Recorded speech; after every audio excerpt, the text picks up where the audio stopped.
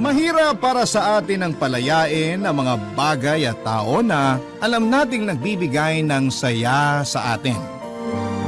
Mga tao o bagay na inaakala nating makakatulong para mabigyan tayo ng ngiti sa buhay.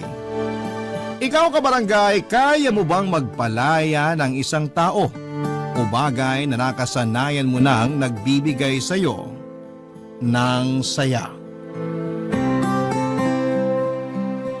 Dear Papa Dudut, ako nga pala si Jill, 36 years old at taga dito sa Pampanga. Isa na akong single mom mula pa last year. Iniwan ako ng aking live-in partner na si Richard. Mas matanda siya ng 5 years sa akin. Buong buhay ko ay nilapag ko na sa kanya at lahat ng desisyon ko ay lagi ko siyang kinukonsider. Kahit na alam ko namang na hindi siya ganon ka-attach sa akin. Mas minahal ko siya kesa sa sarili ko, Papa Dudut. At ang masakit pa doon ay ibinigay ko sa kanya ang lahat kaya nasaktan ako ng labis dahil hindi nasuklian ang pagmamahal na ibinigay ko sa kanya.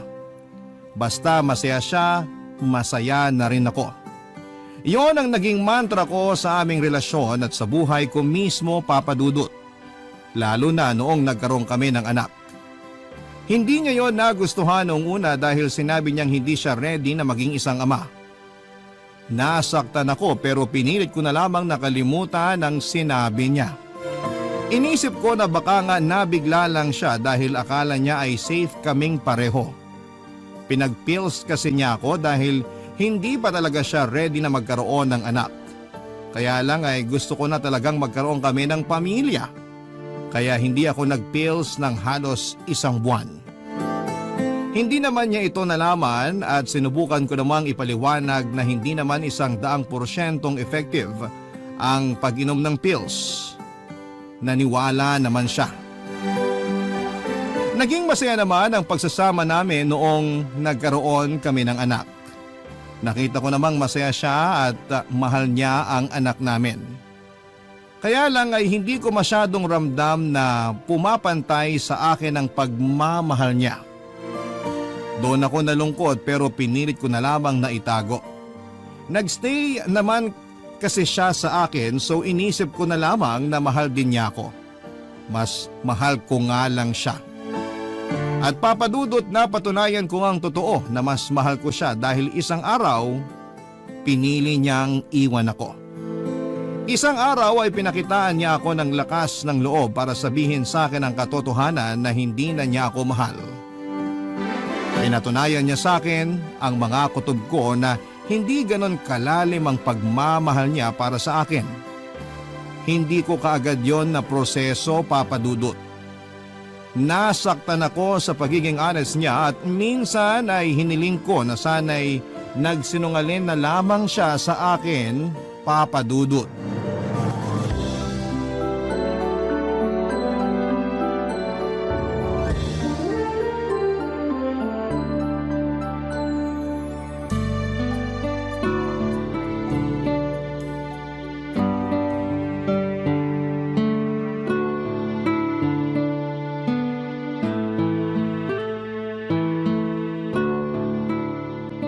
Tulog na ba ang anak natin?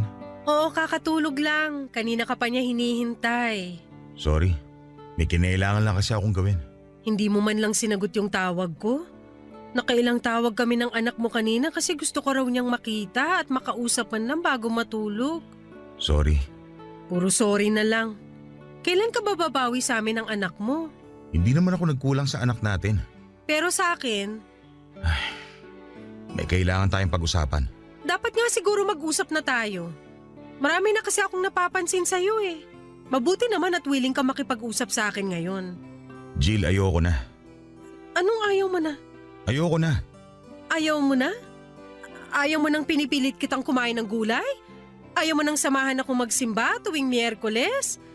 Ayaw mo nang samahan ako manood ng TV pagka uwi mo galing trabaho? Alin siya nang ayaw mo at babaguhin ko? Wala nang kailangang baguhin. Ayoko na talaga. Klaruhin mo! Ayoko na sa relasyon natin. Ayoko na rin naman tong nangyayari sa relasyon natin pero hindi naman ibig sabihin ay susukuan ko na. Magkaiba tayo.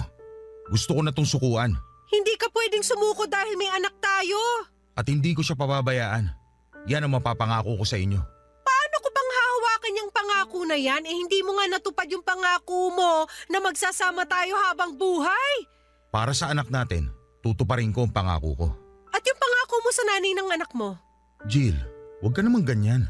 Ikaw pa tong ang lakas ng loob na iwan ako, samantalang ako lang naman tong nag-e-effort sa relasyon natin. Ayun na nga eh. Ikaw na lang nag-e-effort. Hindi mo ba makitang unfair yon? Unfair talaga sa part ko. Tapos ikaw pa tong may gana mang iwan? Nagpapakatotoo lang ako. Hindi na kita mahal. Hindi na ako masaya. At sa tingin mo ako masaya? Kaya nga palayain na natin ang isa't isa para maging masaya na tayo. Alam mong kayo ng anak natin ang nagpapasaya sa akin. Huwag mo namang basta bawiin yun. Ang tagal na nating magkarelasyon, hindi nga ako nag-demand sa'yo ng kasal kasi alam kong ayaw mo. Nakailang sumbat ka na sa kasal sa akin. Kasi ang tagal ko nang hinihingi pero hindi mo magawang ibigay. Kasi hindi ako ready. O talagang hindi lang ako yung gusto mo makasama habang buhay. Sa akin ka hindi ready, di ba?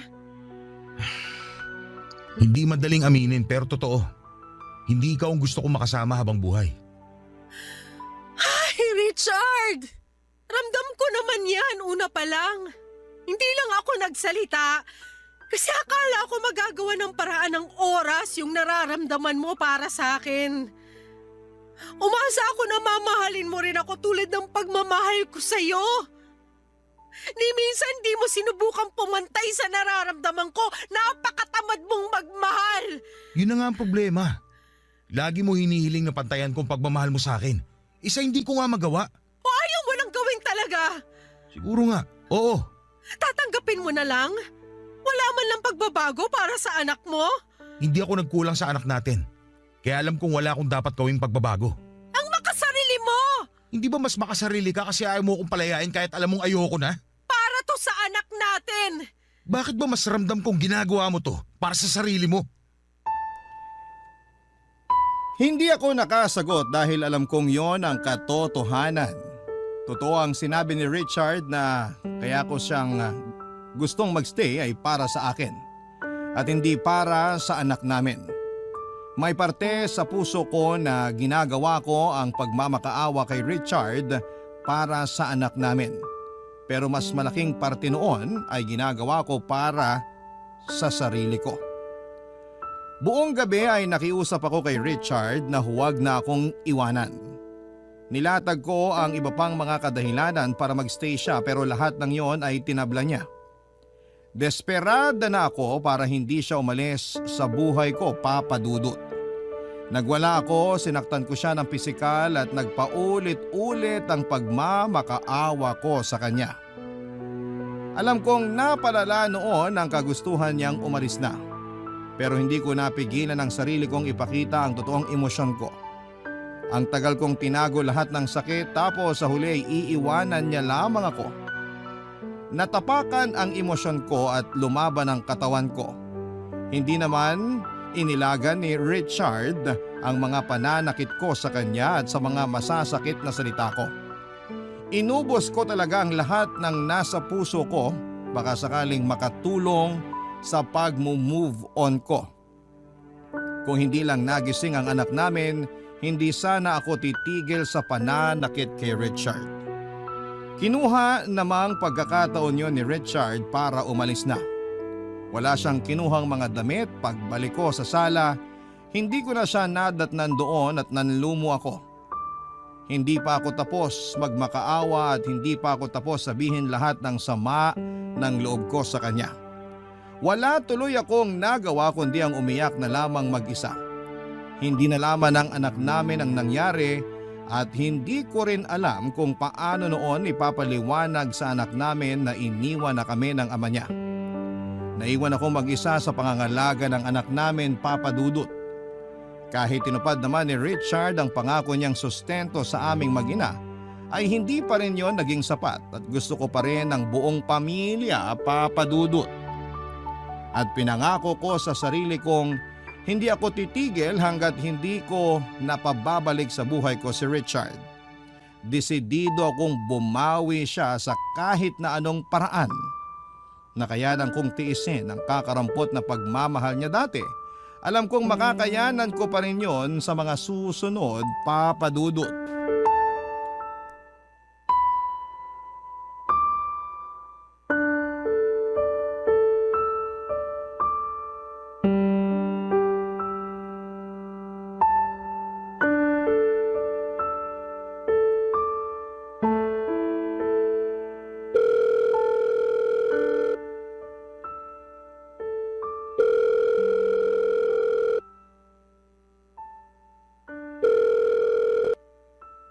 Hello? Hello, Richard? Bakit? Magtatanong lang sana ako kung kailan ka magpapadala ng sustento sa amin ng anak mo. Di ba alam mo naman na ang regular schedule ang padala ko? Kino-confirm ko lang baka kasi may pagbabago. Wala nagbago. Ganun pa rin. Kung meron man, magsasabi ka agad ako sa'yo. Paborito mo pa rin ba yung ginataang tulingan? Ano? Naisip ko kasing magluto nun eh. Pwede ko namang ihatid sa'yo ngayon. Ako lang naman ang pwedeng kumain nun dito sa bahay. Naisip ko lang i-share sa'yo. Hindi na. May mga natira pa akong ulam dito. I-ref mo na lang para may makain ka kapag naumay ka sa mga ulam mo dyan. Ang layo ng bahay mo sa bahay ko ngayon. Hindi mo na kailangan ipadala. Mahal magpa-deliver. Hindi ko naman ipapadeliver sa iba. Ako na mismo ang maghahatid. Jill, hindi na kailangan. Pero paborito mo yung ginataang tulingan, di ba? Dati yon. Akala ko ba walang nagbago? Saan na naman ba papunta ang usapang to, Jill? Baka lang lumamig na ang ulo mo sa akin at naisip mo magkaayos na tayo. Sabi ko na eh. So ano nang sagot mo? Kailan mo gustong pag-usapan tong tungkol sa pagbabalikan natin? Nakailang buwan na rin naman na tayong hiwalay. Baka nakapag-isip ka na ng tama. Jill, wala na akong balak makipag-usap pa tungkol sa relasyon natin. Wala na tayong ibang dapat pag-usapan kundi ang anak natin. Ito na yung tama para sa sitwasyon natin. Para rin naman sa anak natin tong ginagawa ko ah. Huwag mo namang gamitin ang anak natin para makuha mo ang gusto mo. Hindi ko ginagamit ang anak natin. Gusto ko lang makita mo ng mas maayos na kailangan ka ng anak mo. Kaya nga ginagawa ko pa rin ang best ko para sa kanya kahit hindi na tayo nagsasama sa iisang bahay.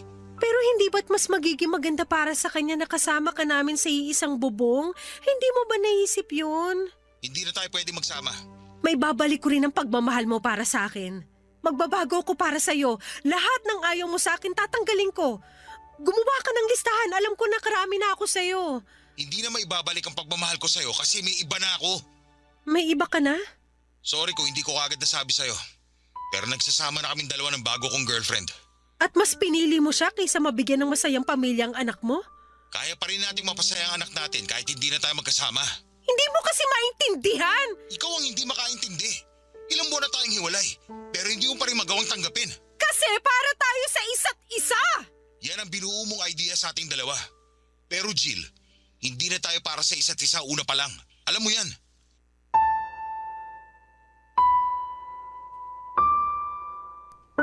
Lagi na lamang kay Richard ang huling salita, Papa Dudut. Hindi na naman ako nanalo dahil alam kong tama naman siya. Alam kong hindi kami para sa isa't isa pero pinipilit ko dahil siya na yung buhay ko. Mali nga na gawing mong mundo ang isang tao pero sa ganitong paraan ako naging masaya. Kaya nung umalis si Richard ay nawala na ako ng dahilan para magpatuloy pa. Kahit mismong anak namin ay hindi na ibigay ang saya na dulot sa akin ni Richard. Nakaka-guilty ang ganong pakiramdam pero totoo akong tao at alam kong ito ang totoong nararamdaman ko.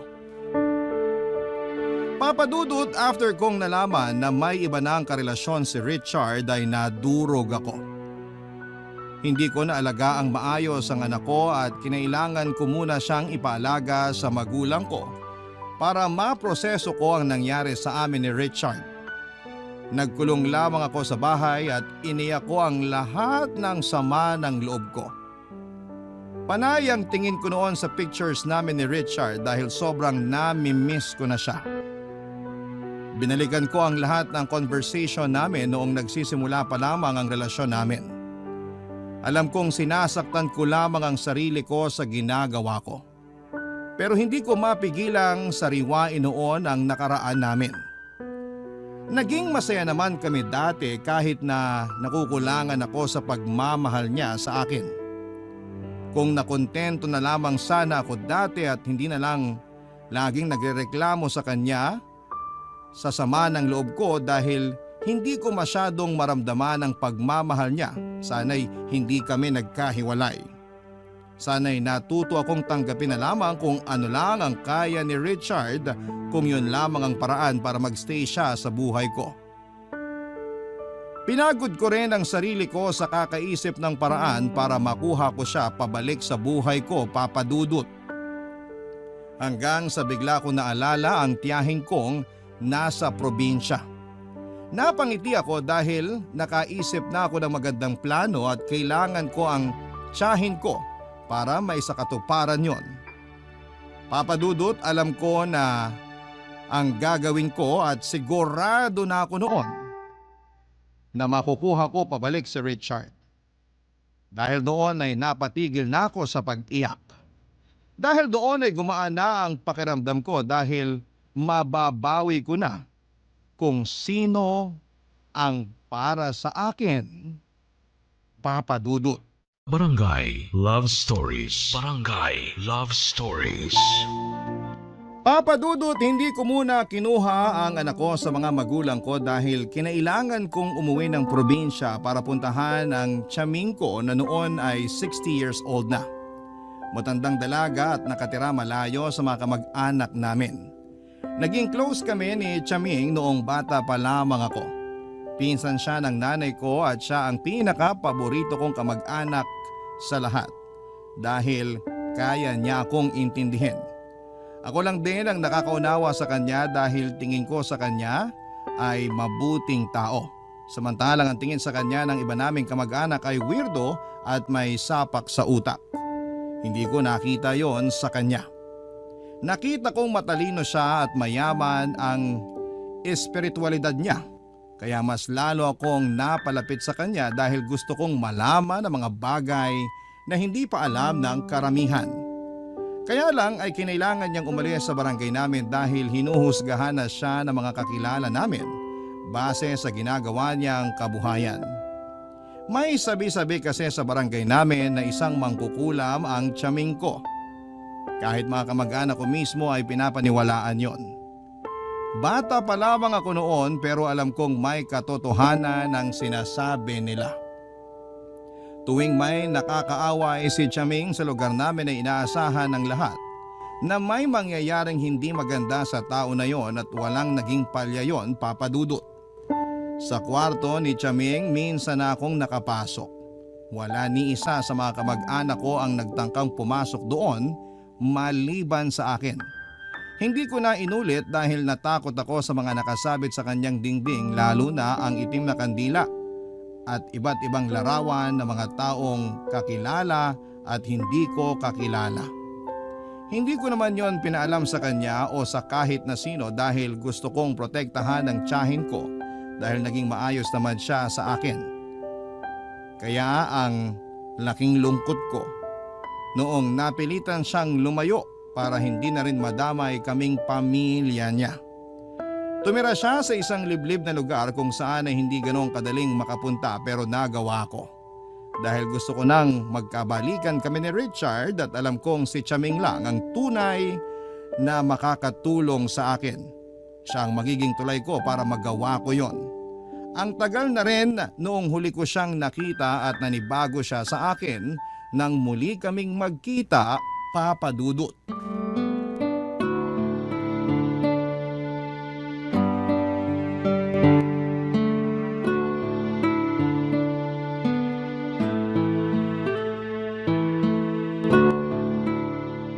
Oh, Jill, hindi kita halos nakilala ah. Marami talaga nagagawa ang oras sa tao, Tiyaming. Sa akin ba anong nagawa ng oras sa itsura ko, ha? Parang umatras ang oras sa inyo. Bumabata kayo tignan, ha? Eh, hindi ba halatang may 20% na discount na ako sa mga kainan? Naku, mukha lang kayong may discount sa jeep. Ano yon, senior citizen discount? Student discount! Ay naku, ang batang ito. Lumaking bolera. Nagsasabi lang ako ng totoo. Nagsasabi ka lang ng ganyan kasi mukhang may kailangan ka sa akin, ano? Paano nyo alam? Iba talaga ang powers mo. Hindi na kailangan ng espesyal na kapangyarihan para malaman kung may kailangan sa akin ng isang tao. Una, binola mo ako. Pangalawa, dinayo mo ako. Una, nagsasabi lang ako ng totoo. Pangalawa, naalala ko lang kayo kaya bigla ko kayong dinalaw. Matanda na ako pero hindi ako uto-uto. Halos 2 dekada kang hindi nagparamdam sa akin Tapos bigla kang susulpot. Sabihin mo na lang ang totoo. Hindi naman sasama ang loob ko May kailangan nga po ako. ano ba yun? Magpapatulong lang sana ako. Kung uutang ka, wala akong may bibigay sa'yo, ha? Hindi pa nga ako binabayaran ng mga nagpagamot sa akin Hindi po ako uutang pero may gusto rin akong ipagawa sa inyo. Handa ako magbayad. Ano ba yun? May nangkulam ba sa'yo? May nagkagustong kapre o tikbalang? Nausog ka ba ng matandang dalaga? Gusto ko lang bawiin ang asawa ko. Sino nang gayo masasawa mo? Wala po. Gusto kong gawan niyo ako ng gayuma para bumalik siya sa akin. Sigurado ka ba? Siguradong sigurado. Wala akong ibang gustong mangyari ngayon kundi ang magkabalikan kami. Akin siya Akin! Nasasaktan ka lang ngayon at hindi pa sanay na hiwalay na kayo. Pero balang araw, magiging ayos ka rin. Makakahanap ka rin ng iba, makakalimutan mo rin siya. Hindi, Chaming. Gusto ko sa akin lang siya. Akin lang si Richard. Walang ibang dapat makinabang sa kanya kundi ako lang at anak namin. May anak na kami. Di ba dapat sa amin lang siya at hindi sa ibang babae? Ay, may anak na pala kayo. Kaya naman pala. Matutulungan niyo ba ako? Para sa apo ko sa'yo, abay gagawin ko. Epekto kaya? Magkakahiwalay sila ng bagong karelasyon niya? Kung hindi ka maniniwala, hindi epekto yun. Pero paano kung Magkakahiwalay silang dalawa. Maniwala ka sa akin. mamahalin din kaya niya ako ng sobra? Tulad ng pagmamahal ko sa kanya?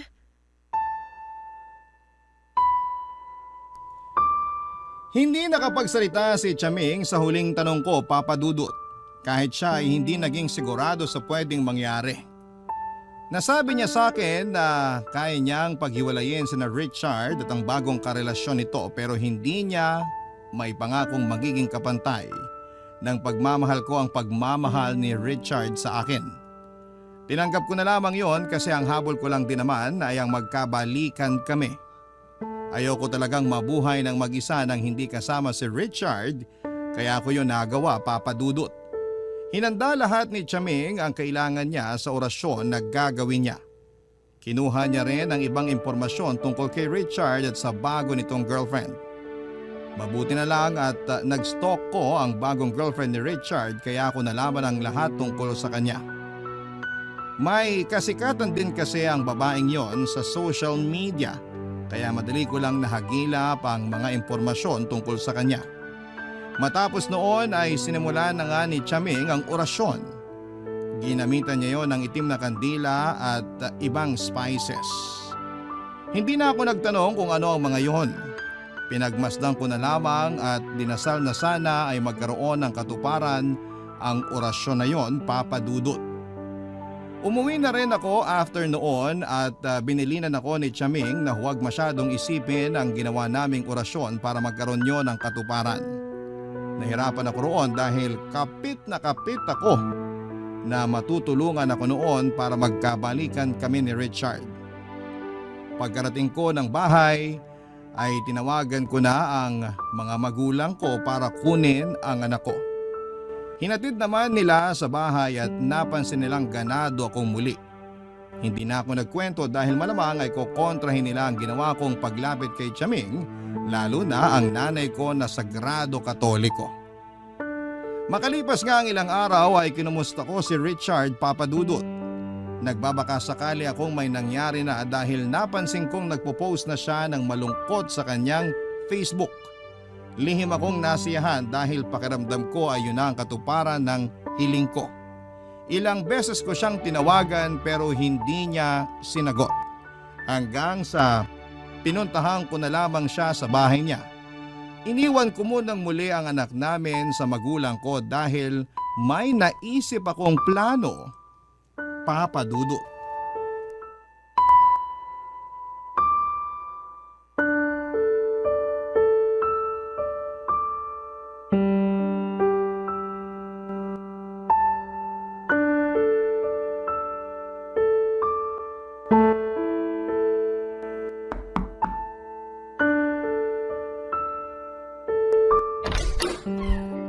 Oh Jill, anong ginagawa mo rito? Kanina pa ako tumatawag sa'yo, hindi mo man lang sinagot. Pwede mo naman kasi i-text na lang kung ano man yung kailangan mo. Magre-reply naman kagad ako pag di na ako busy. Alam mo namang hirap ako mag-text, di ba? Ano ba kasi yun? Hinahanap ka kasi ng anak natin. Namimiss ka, gusto ko raw makita. Tatawag ako mamaya sa kanya. Wag muna ngayon, please. Bakit? Ano ba nangyayari sa'yo? Wala. Napansin ko panay ang post mo ng malulungkot sa Facebook ah. Wala yun. May problema kayo ng girlfriend mo? Hindi ko alam. May problema nga kayo. Okay lang ba kung umalis ka na muna? Kailangan ko lang mapag-isa. Dapat nga may kasama ka ngayon para mabigyan ka ng tamang advice. Lalabas naman kami ni Arthur mamaya para mag-inuman. Ayos na ako ron. Iba pa rin kapag may kausap ka ngayon lalo't babae ako. Alam ko ang takbo ng utak ng mga babae. Bakit? Hindi ka ba busy? Andito ba ako ngayon kung busy ako? Yung anak natin, nasan? Nasa magulang ko. Pinabantayan ko muna kasi medyo nag-aalala rin ako sa'yo eh. Liga, pasok ka. Salamat. Upo na rin ako ah. Pili ka lang ng gusto mong maupuan dyan. Kukuha lang ako ng kape. Ay, okay na. Mag-usap na lang tayo ngayon. Maupo ka na rin. Halika, tabihan mo ako. Paano ba to? Anong paano ba to? Paano mo ako matutulungan sa girlfriend ko? Nagtalo na lang kami bigla dahil sa sinaing. Inaway niya ako. Inaway ko rin siya. Dahil lang sa sinaing? Alam ko ang babaw. Pero hindi ko maintindihan yung sarili ko kung bakit ako sumabog ng ganun. Asan siya ngayon? Umuwi muna siya sa magulang niya. Hiwalay na kayo? Nakipag-cool off siya sa akin. Pero makikipag-ayos ako. Alam mo kung ako sa'yo, wag na. Yan ang ibibigay mong advice sa akin? Kasi naman kung sa maliit na bagay lang ganyan na kayo magtalo. Paano pa kaya kapag malalaking pagsubok na? Tama ka naman. Kaya lang. Gusto mo ba dalhin ko muna rito ang anak natin para malibang ka? Pwede naman. Kaya lang, lalabas kami ni Arthur mamaya eh. Pwede namang dito lang din ako para pag umalis ka, may magbabantay sa anak natin. Tapos uuwi na lang kami kinabukasan. Ayos lang ba? Parang hindi magandang idea yan. Ay nako, naka-move on na ako sa'yo no. Walang halong mali siya tong pagstay ko rito kung yan ang iniisip mo. Gusto ko lang makatulong. Tsaka pag malungkot ka, maapektuhan yung pakikitungo mo sa anak natin. Bilang nanay, ayoko namang mangyari yun. So ginagawa mo lang to para sa anak natin? Oo naman. Sabi ko nga sa'yo, naka-move on na ako sa'yo.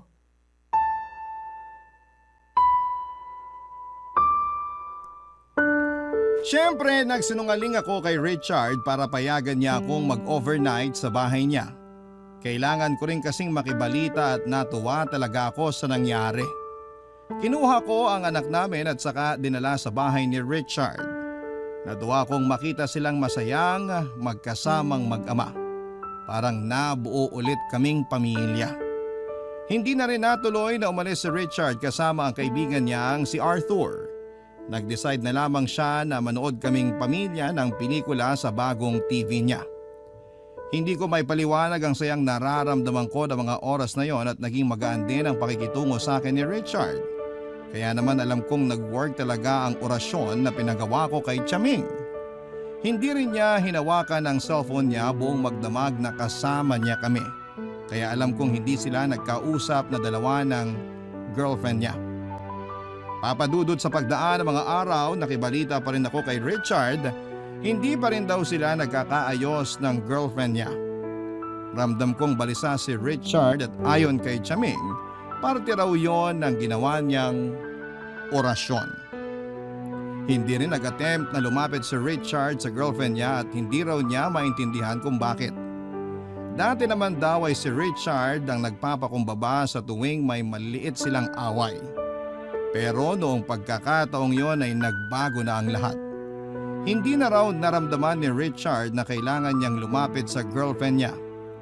Naramdaman daw niya na nababalisa siya sa tuwing naiisip na kausapin ang babaeng yon. Isa na namang senyales na epektibo ang ginawa ni Chaming. Kaya naman nagpapasalamat akong muli sa tiyahin ko. Ang kailangan ko na lang hintayin ay ang pagbabalik ni Richard sa aming mag-ina. Hindi ko paramdam na nagbalik na ang pagmamahal niya sa akin pero sabi nga ni Chaming, Kailangan ko lang magtiwala sa hiwaga ng gayuma. Barangay Love Stories. Barangay Love Stories. Masaya ako na nadagdagan na rin ang atensyon ni Richard hindi lang sa anak ko kundi maging sa akin din. Kinilig ako sa tuwing kinukumusta ko ni Richard, Papa Dudut. Lagi na rin niyang hinihiram ang anak namin at dumadami na ang oras niya sa aming mag-ina.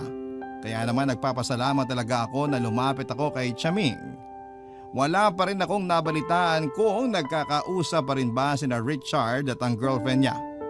Kailangan ko na lang silang mapaghiwalay ng totoo para matapos na ang kalbaryo ko at makapasok na akong muli sa eksena. Alam ko namang alanganin pa rin si Richard sa gagawin noon sa relasyon nila. Ramdam ko pa rin naman noon na may pagmamahal pa rin siya sa babaeng yon. Ang maganda lang sa nangyayari noon, di gumagawa ng paraan si Richard para magkaayos sila ng girlfriend niya. Pasensya na ha kung hindi ko magawang banggitin ang pangalan ng girlfriend ni Richard dahil kapag naririnig ko yon ay nababalisa din ako. Sinabi ni Chaming na normal lang daw yon sa mga nagpagawa ng orasyon. Papa Dudut, inakala kong magtutuloy-tuloy na ang magandang balita na hindi na nga magkakaayos sina Richard at ang girlfriend niya. Hanggang isang araw ay napansin ko na lamang na parang biglang nagbago si Richard. Hindi na siya dumadalaw noon sa bahay namin at bihira na rin kung hiramin niya ang anak namin kahit na day off niya. Kinutuban na ako lalo na at bihira na rin niyang sagutin ang mga tawag ko. Alam kong may mali na. Tinanong ko si Richard kung nagkaayos na ba sila ng girlfriend niya at sinabi niyang oo. Nagkabalika na raw sila. Nadurog muli ang puso ko, Papa Dudut. Iniwan kong muli ang anak ko sa mga magulang ko at saka pinuntahan si Chaming para itanong kung bakit nagkabalikan pa rin silang dalawa, gayong malakas naman ang ginawang orasyon ni Chaming. Nung nakarating na ako sa bahay niya, saktong kakalis lang ng 2 customer niya, Papa Dudut.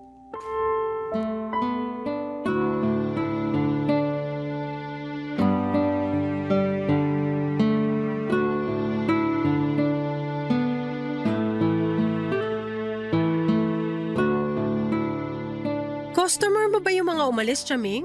Ay oo. Yung isa nagpagawa ng orasyon para lumakas ang negosyo niya. Yung isa naman nagpahula. Nanguhula ka na rin pala? Ay hindi pa ganun kapulido. Kaya nga ang hingi ko lang, madalas donasyon lang. Papahula pa naman sana ako. Ay saka na kapag magaling na ako talaga. Tsaka nanghihina pa ako ngayon eh. Hala, ayos lang po ba kayo? Dumagsa kasi ang mga customer mula pa kahapon. Bentang-benta pala kayo eh. Irekomenda ko nga kayo sa mga kakilala ko sa amin sa Pampanga. Ay sige nga para makadagdag sa pagpapagawa ko ng bahay. Maliit lang din kasi ang sinisingil ko sa mga customer ko. Akong bahala sa inyo. Basta tulungan nyo rin ako kay Richard. O di ba hindi nga't natulungan na kita noon? Nagkahiwalay na sila ng nobya niya, hindi ba? Nagkahiwalay lang pansamantala pero ngayon nagkabalikan ulit sila. Ah, ganun ba? Effective yung orasyon na ginawa nyo para maghiwalay sila eh. Pero bakit nagkabalikan ulit? Hindi ba dapat hindi na? Dahil kumukupas din ang gayuma o kahit anong klase ng orasyon. Bakit di nyo sinabi sa akin? Ay hindi ba? Hindi ko ba nabanggit?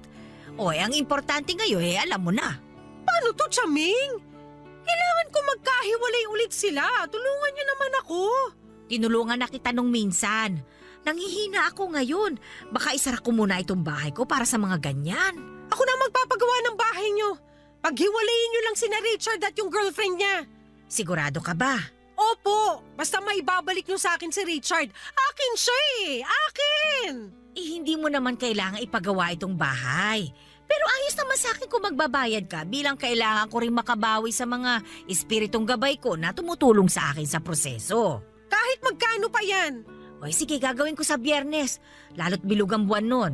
Malakas ang epekto kapag sa araw na yung ginawa ang orasyon. Chaming, tuloy-tuloy lang ha. Tatawagan ko kayo kapag kumukupas na yung orasyon para magawa nyo ng paraan.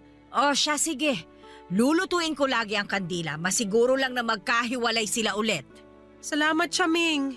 Pero tandaan mo, Jill, ha? Lahat ng ginagawa kong ito ay may kapalit. Babayaran ko naman po kayo eh. Kapalit sa'yo. May balik ito sa'yo. Naiintindihan mo ba?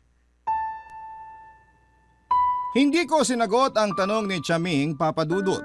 Doon ko lang na-realize na may kapalit nga naman ang paglapit sa mga ganong ritual. Pero sabog ako mula sa pagmamahal ko kay Richard kaya sinabi kong ayos lang. Napansin kong nadismaya si Chaming sa sinagot ko. Kaya lang ay hindi na rin siya nagsalita pa. Nagpaalam na rin ako dahil kailangan ko nang sunduin ang anak ko at habang nasa busa ko ay nakaramdam ako ng takot sa posibleng maging balik sa akin ng pinagawa ko. Kaya lang Papa Dudut, mas nangibabaw talaga ang kagustuhan kong makuha pabalik si Richard. Natikman kong muli ang atensyon niya mula nung nagkahiwalay sila pansamantala ng girlfriend niya. Kaya lang mabilis din yung nawala dahil kumupas na pala ang orasyon na pinagawa ko. Sumapit nga ang araw ng Biyernes, kabilugan ng buwan. Saktong 3:00 daw ng madaling araw nang simulan ni Chaming ang ritual. Excited na naman ako sa magiging pagbabago ng trato ni Richard sa aming mag-ina. Kaya lang ay hindi agad umepekto tulad ng dati. Ilang beses kong kinulit si Chaming pero sinabi niyang habaan ko ang pasensya dahil di e-epekto kapag nagmamadali ako o masyado akong atat. Sinubukan kong magpasensya at makalipas lang ang 2 linggo ay nagkahiwalay muli sina Richard at ang kanyang girlfriend. Naibalik muli sa aming mag-ina ang atensyon ni Richard. Natuwa na naman ako.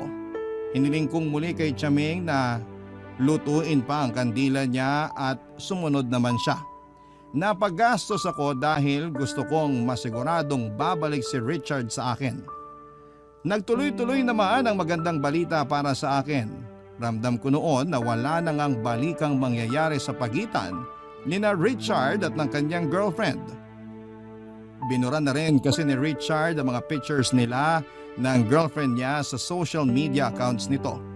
Lumaki tuloy ang pag-asa kong magkakabalikan kami lalo't malungkot si Richard. Inabot ng 5 buwan ang saya ko hanggang isang araw ay nabalitaan ko na lamang na ikakasal na silang dalawa. Gumuho ang mundo ko. Nagmadali akong pinuntahan si Chaming para itanong kung bakit ganon ang nangyari. Akala ko noon ay mapapasa akin ng muli si Richard bakit biglang bumalik siya sa babaeng yon.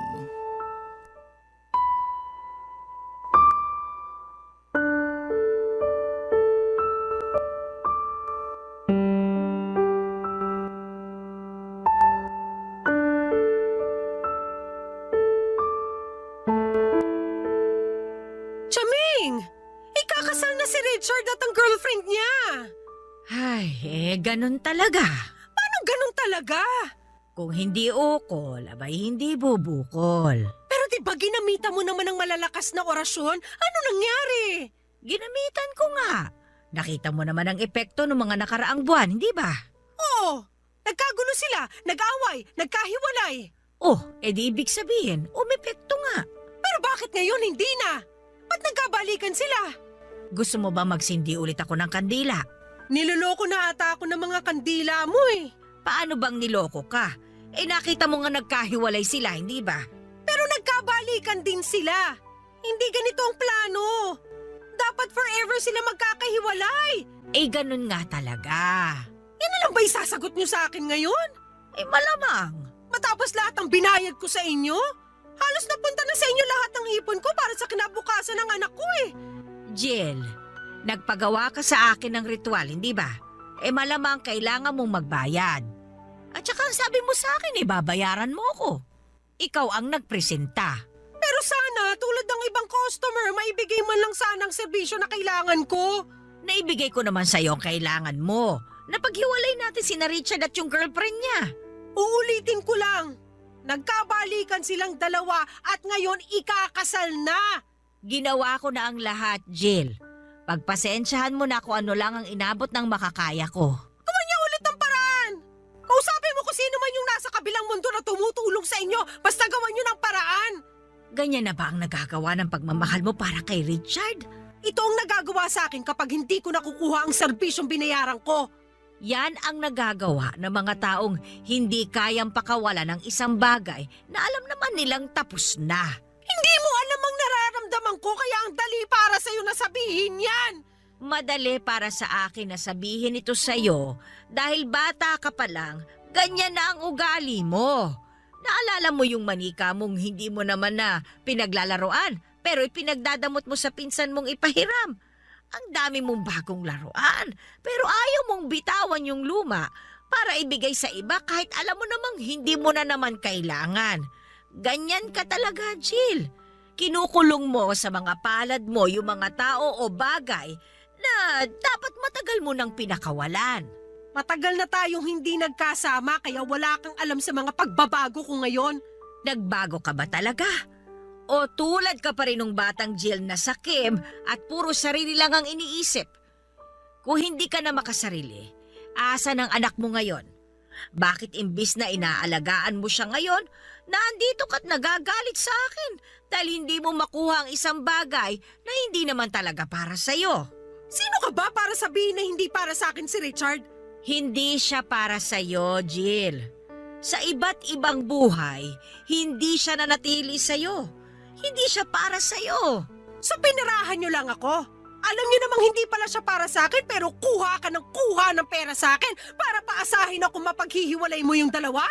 Napaghiwalay naman natin sila, hindi ba? Ilang beses pa nga. Pero tulad nga ng sinabi ko sa'yo, kung hindi nakatadhana para sa'yo, hindi talaga mapupunta sa'yo. Kahit pa ilang kandila ang sindihan natin, lutuin natin, hindi nun makakayanan ang itinakda. Tinakda kayong magkahiwalay. Itinakda si Richard para sa iba. Sana iyon ay maging klaro sa'yo. Hindi talaga siya para sa'yo. Para akong paulit-ulit na sinampal sa mga sinabi ni Chaming, Papa Dudut. Hindi ko matanggap na may katotohanan lahat ng sinabi niya. Ilang beses nang pinatunayan sa akin ang tadhana na hindi kami ang itinakda para sa isa't isa, pero patuloy ko yung nilabanan. Totoo ang sinabi ni Chaming. Hindi ko magagawang pakawalan yung mga bagay na alam kong tapos na. Hindi ako natuto. Hindi ako pumayag na basta-basta na lamang mawala lahat ng bagay na gusto kong hawak ko lamang. Gaya na lamang ni Richard, Papa Dudut. Iniyak ko lang ang nararamdaman kong pait at sinubukan kong tanggapin pero hindi ko kaya. Nilabas ni Chaming ang barahan niya at saka walang pasabing binasahan ako ng kapalaran. Doon niya ipinakitang hindi talaga kami ni Richard ang nakatakda. Nakita na raw yon ni Chaming. Sina Richard at ang kanyang girlfriend ang nakatakdang magsama habang buhay. Parang dinaganan ang dibdib ko sa mga sinabi ni Chaming, Papa Dudut. Hindi madaling tanggapin ang katotohanan. Pero nung hinawakan niya ang kamay ko at sinabing merong bagong darating, at yun na nga ang para sa akin. Ramdam ko ang sincerity sa mga mata ni Chaming at sinabi niyang paparating na ang para sa akin. Kung magagawa ko lang bitawan ang hindi na para sa akin. Papa Dudut, hindi na ako umulit pa na magpagawa ng orasyon kay Chaming.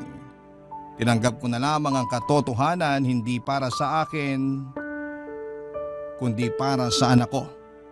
Minessage ko si Richard at sinabi kong kailangan ko munang malayo sa kanya para makapag-move on. Inamin kong may pagmamahal pa rin ako sa kanya at hindi madali na malamang ikakasal na siya sa iba. Kailangan ko lang ayusin ang sarili ko at intindihin ang anak ko. Naintindihan naman niya at humingi siya ng tawad sa lahat ng mga naging pagkukulang niya. Inayos namin ang para sa schedule ng anak namin at sinabi ko sa kanya na sa magulang ko na lang lumapit kung may kailangan siya sa anak namin. Hindi ko muna siya kayang makita o makausap man lang dahil baka kung ano pa ang magawa ko. Ikakasal na sila ngayong taon, Papa Dudut, at hindi pa rin ako makamove on sa kanya. Pero kinaya ko na ngayon. Bit-bit ko na lamang ang pag-asa na balang araw ay may darating din na para sa akin. Na kapag hindi ko pa binitawan si Richard, itatago siya ng dakilang lumikha sa akin. Kaya ako bumitaw dahil alam kong may darating at yon ang mananatili para sa akin. Hanggang dito na lamang po ang aking liham, Papa Dudut. Maraming salamat po sa pangunawa at pagbabahagi ng aking kwento sa inyong mga masusugid na tagapakinig sa Barangay LS 97.1 Forever. Muli, maraming salamat po. Ang inyong forever at kapusong kabarangay, Jill. Nagustuhan ng iyong napakinggan? Ituloy yan via live stream sa www.gmanetwork.com/radio. Barangay LS 97.1